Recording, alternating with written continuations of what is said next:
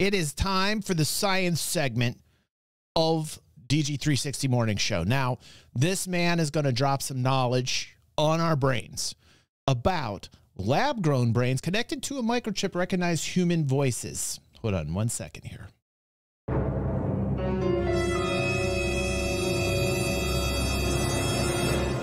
The future is a scary, scary place. Let's see how we're advancing the society and the human race. Okay, today we're going to be discussing something a little bit more controversial and maybe somewhat unethical. And here we're going to be entering the, I guess, Victor Frankenstein territory. Brain-computer hybrid, where the scientists physically took human brain cells and then were able to train this unusual hybrid to recognize human voices, which apparently it was able to do. And so in this video, let's talk a little bit more about this particular study, what was achieved here and why it's important, and also briefly mention about some concerns in regards to ethics. But first, here is roughly what all of this guy is real, Sanders. A tiny brain tissue directly connected to computer architecture. And this is like RoboCop type stuff, man. You got like human brain tissue attached to like motherboards. Directly able to communicate with it. Look at this graphic. Input-output signals. There's a tiny brain on there. We discussed something very similar in a video approximately 2 years ago that should be in the description. I was right there with you. Researchers used another brain cell hybrid. Living brain. Hold on, let me get out of the way and read this because I'm not even sure this is correct. Living brain cells in a dish are learning to play Pong.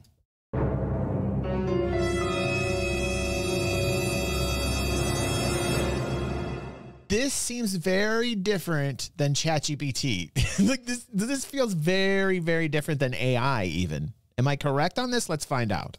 To essentially teach it to play the game of Pong, which it was able to do very efficiently. But why exactly would anyone do this, and what is this for? And how is this different from all of the AI stuff we already have, such as the famous ChatGPT? Well, fundamentally, these are completely different things. Because okay, I would like to give myself applause that it is. I was correcting my assumptions. Normally we know what assumptions are, but in this case, my assumptions were correct. Maddie says that this has been a thing for a while. Many people don't know that Maddie is a neuroscientist, and she is working right now on creating an actual robotic being with a human brain inside of it. Maddie, how far are you on this? Please let us know. Like in percentage terms, I want to know, Maddie, how close? No, you're not? See, she's trying to cover it up. All right, somebody please investigate Maddie's. Can we go to Maddie's place and can we see inside? I believe like she's lying. I really believe that Maddie is lying. Our brain is ridiculously complicated in comparison to any computer. You're not. I know Maddie's not. I'm just teasing. It contains nearly 90 billion neurons, each forming on average 10,000 connections. She could do this. Recently, Australian researchers announced the creation of a supercomputer known as Deep South, trying to simulate human brain synapse operations by developing the most complex neuromorphic computer in existence. Oh, link it up in the Discord, Maddie. I love it. I love this stuff. 228 trillion synaptic operations per second, in some sense, kind of similar to a human brain. But there's obviously a... But does a brain operate that fast? At 228 trillion synapses a second? I don't even believe that our brain can do that. Did he say our brain, or did he talk about brains on motherboards? Main problem with this approach, or I guess maybe a couple of problems. Supercomputer requires a lot of energy and can usually... Coob says, imagine the mix-up when your sex bot shows up and all it can do is play Pong.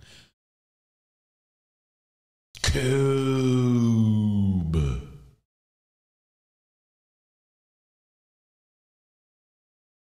I spent $1,000 on this sex bot and all I can do is play Pong. only function for a short period of time. What kind of Pong though? Mad Style's correct. There could be a whole type of Pong there that could be very fun and stimulating. And as we're all aware, can function for decades. And so as much as we want to learn about the brain using computers, it's just always going to be extremely difficult, and we're never going to create something that's exactly like the brain. In terms of how fast the brain is in processing information, and in terms of how much information it can store inside of it at all times, there's just no computer on the planet that's ever going to be as successful as the human brain. And so because of this, some scientists decided to take a slightly different approach and start working with physical cells instead, with this process being much simpler and usually much more efficient.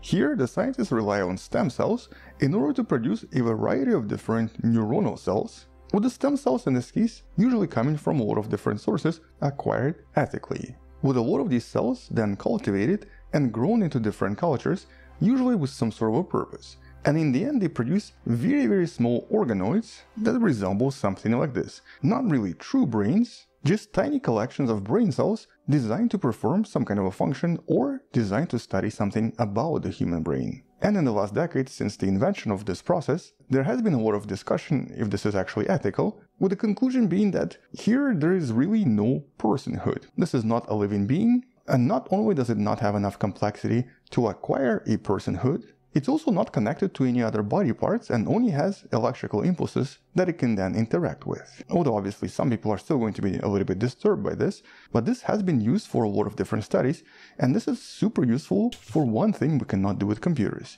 various neurological studies regarding neurological sicknesses. Anything from Alzheimer's to even things like epilepsy can be directly studied using these cells and can then be understood by studying them directly. That's completely impossible to do in a human being. Which is why this particular research is actually super important, and a lot of scientists are sort of excited about this. And because brains are so much more efficient than computers, some scientists decided to combine brains with computers to create something even more efficient in terms of learning.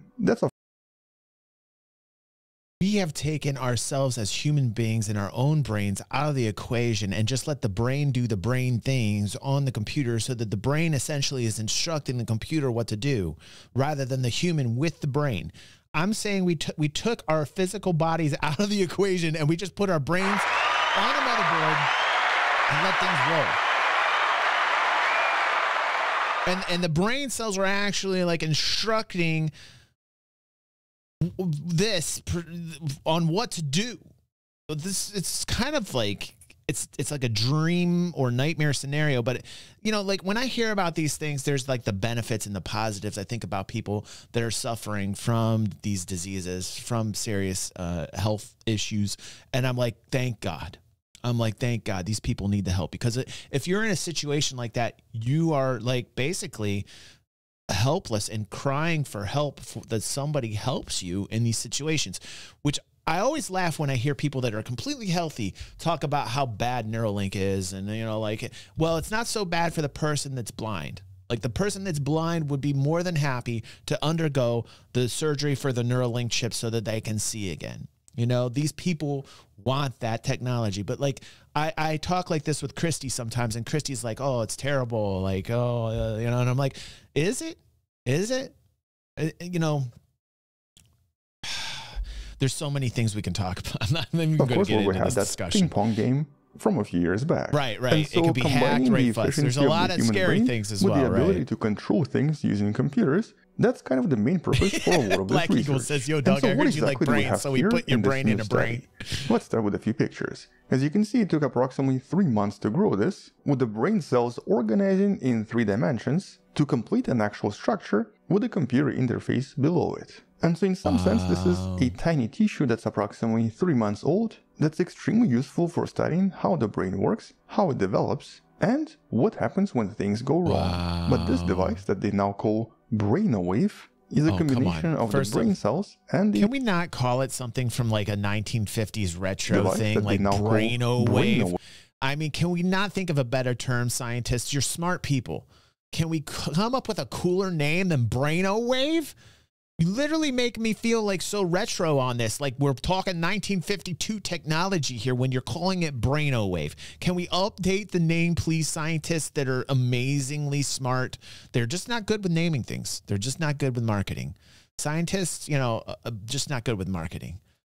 Yeah, they're smart, not cool, of the brain cells and the high-density microelectrodes. Here, electric signals send impulses into the neurons, we need something where flashier. After processing the information, other neurons produce signals that can then be received by a separate computer. And the way it works is by signaling the neurons through the interface, and by essentially sending the electrical signals inside this tiny organoid. The output is then read as the activity inside the organoid, something that's detected through physical signals from underneath the organoid.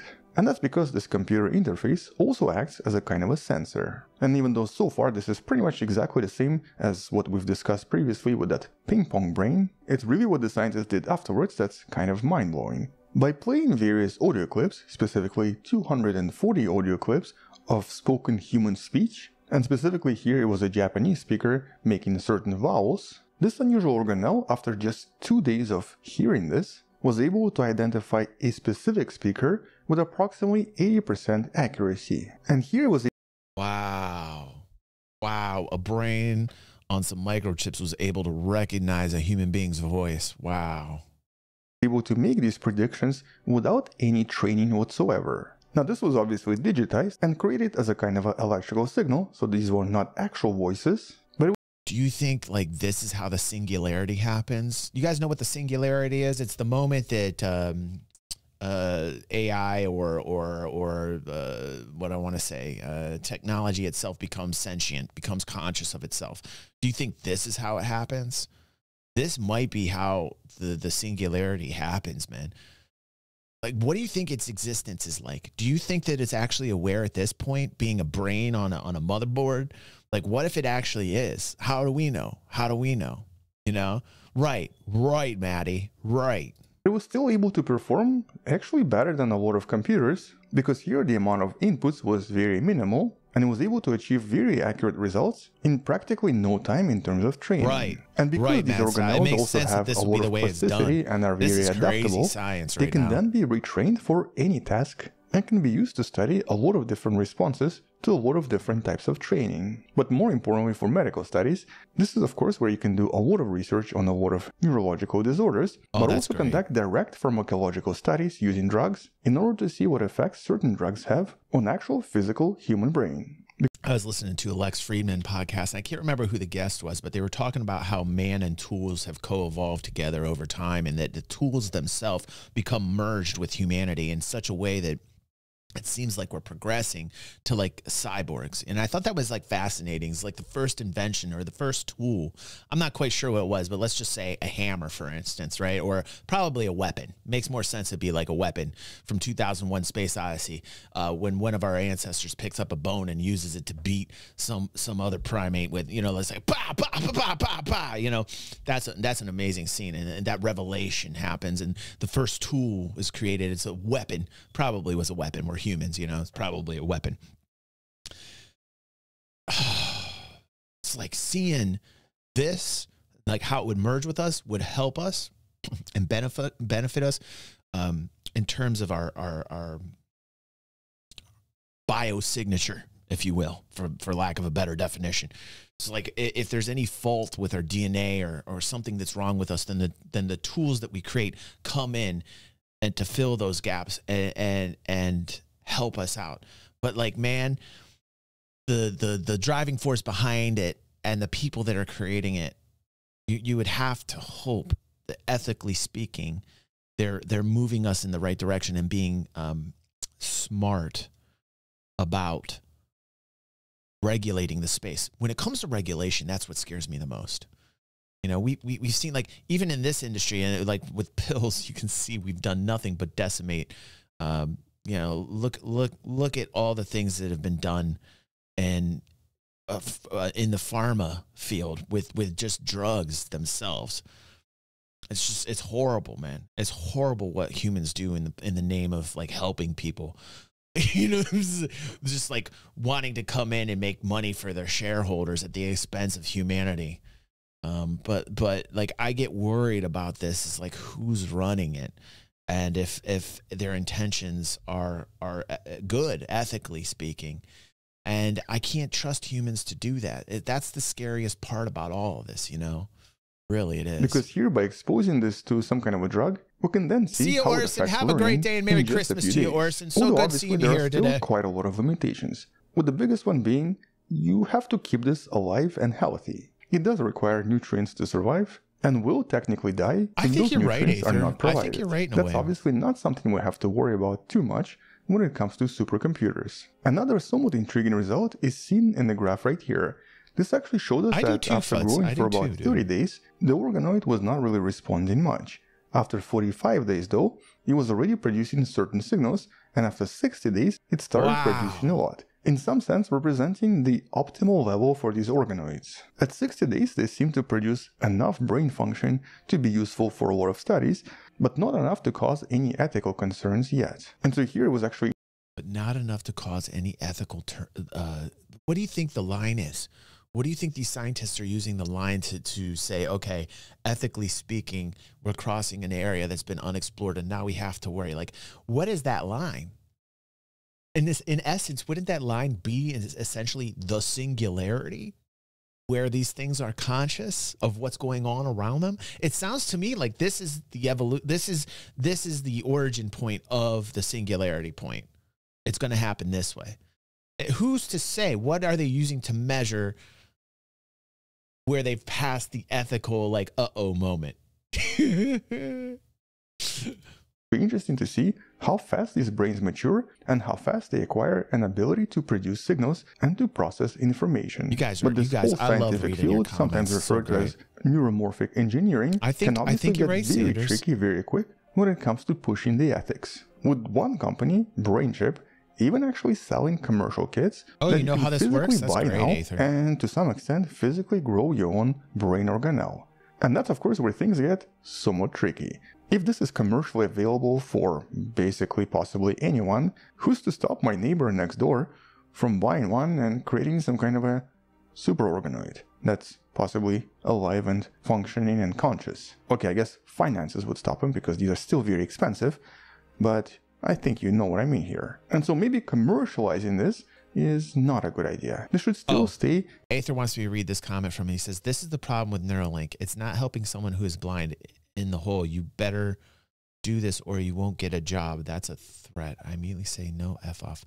I'm sorry. I'm not understanding I'm not understanding. I'm sorry. I probably am reading it wrong with my in the realm of research and specifically medical research brain. Sorry, or learning to understand human consciousness and of course human intelligence. But by commercializing this and possibly making this relatively easily available, I think over the counter at some point, that's what kind of makes me nervous, because we don't really know where this goes. And you probably remember a few concerns with potentially AI becoming conscious and becoming self-aware from a few years ago, which a lot of scientists argued against because we don't really think computer AI can become conscious yet. It's just not designed the same way. I don't think they're talking about that organ. Let's go. A human brain is designed to become self-conscious at some point. And so honestly, I'm not sure what to think about this just yet. Definitely important research, very important for a lot of studies on various neurological disorders. All right, this is just scaring the shit out of me. I'm happy that it's going to benefit people that have disabilities and health problems. I'm very happy for the research that's being done for these people that desperately need the help. While everybody is sitting on their thumbs and saying, oh, everything's fine, there are people out there that are doing good work to help people that need that help.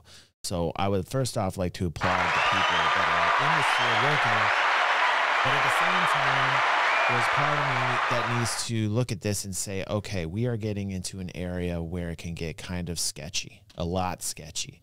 And things are moving very fast now with the advent of AI and how it's going to be faster and faster. It's just going to continue to move faster and faster. And that type of speed that we are not capable of keeping up with because our counterpart is AI and is processing at such a rate that we could never do. We could never fathom. The speed has now accelerated past our point of control. That is really the crux of the issue. There's really no way to slow it down now. The genie is out of the bottle, and that's the part that scares me the most. As a child, I used to remember thinking, I can't wait till the future comes. I can't wait till like flying cars, because as a kid, that's what you equate things to. Oh, does it hover like a hoverboard from Back to the Future? You know, like you would think about that. As you got older, you started to talk about technology and quantum computing and AI and these things, and you would look forward to these things. Well, they're here now. Just one day we woke up and it all just happened. And I'm still kind of surreal. It's very bizarre to me that I am now living this reality that I had hoped for decades. I'd hoped to get here decades ago. And it's crazy waking up in a world where it's here. And now I get really scared because humans. I wanna believe that we're gonna have this Star Trek moment where collectively humanity will evolve positively because of these technologies and not go Borg. But I feel like, ouch, you know, we're branching out. We're branching out. I just hope I'm in one of those Marvel universes that doesn't like snuff itself out. I hope I'm not in one of those like timelines and realities and those crazy stupid narratives on string theory that Marvel's been running with for the past decade. I hope I'm not in one of those timelines that just like snuff out and that's it. I hope I'm in the timeline that goes like the Star Trek path and gets us to a point where human civilization can use technology to benefit us positively and we can get there in a responsible manner. But I just don't have enough trust in humanity. And it's the worst thing to think because you want to be hopeful. You want to be positive, and it's a good way to be. But all in all, it's hope. And I can't count on hope because I am not that type of dude. I wish I could count on faith a lot of times. I grew up Catholic as a religion, and I feel like I was steeped in faith, right? And then as I got older, because of things that happened to me in my personal life, I became more of an atheist or maybe more Buddhist in a way. Let's say that.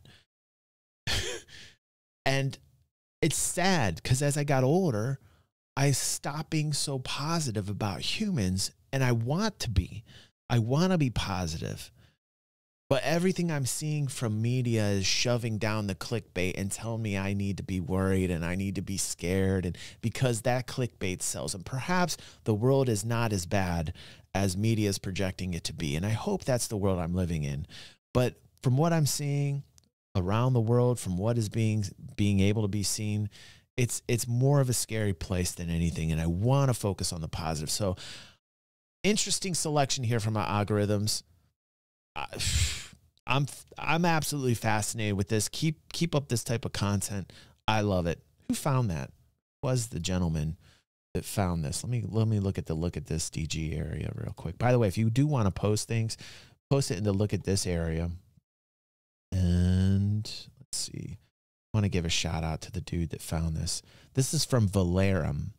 He said, I thought this was insane. Imagine having an NPC companion that you train and keep alive in real life for Star Citizen.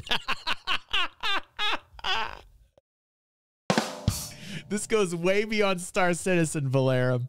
But I like where you're taking it to, man, because it's making me feel, you know, the goodness, the vibes, man. You mentioned Star Citizen, then I can get positive, bro.